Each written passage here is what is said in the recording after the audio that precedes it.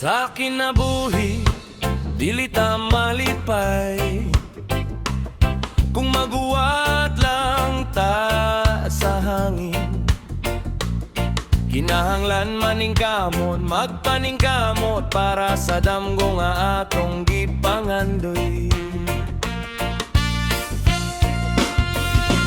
Bisan og lisod, bisan og bugat,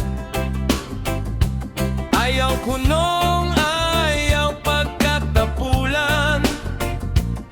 Ang kalamposan dili mo abot kung matulog pag matauy. Paningkamot ang imong dalan.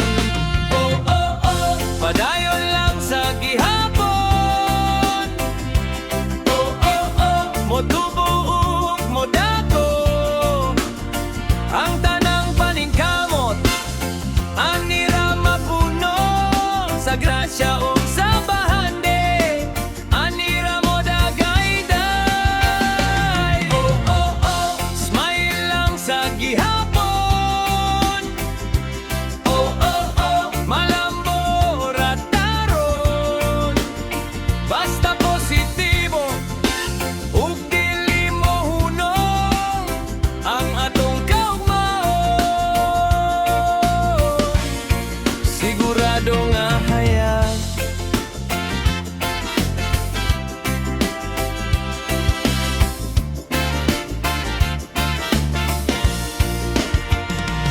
sama sa tanom nga atong gitamnan.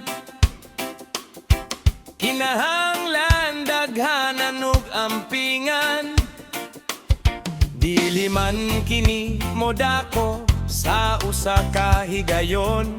Apan ini kadako, ligon kaayo ang gamot.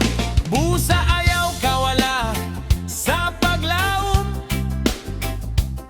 Ang Ginoo mao'y maghatag og kaalam sa matag lakang, sa matag buhat.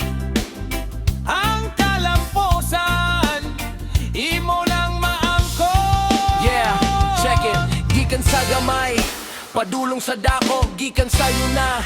Padulong sa langit, walay imposible kung buotan ug tinarong ang paglambo na ara sa imong hunahunaon. Dili lang kwarta ang sugdanan sa kinabuhi, kundi ang kalipay ug kahimsog sa pamilya. Respeto sa isig ka tao, pag tinabangay maunay sekreto para mudako ug mudayon. Skanking Bisan nun sa pagkakusog ang unos, kung ligon nimong baruganan, dili ka matumba. Busa lakaw lang, ayaw pa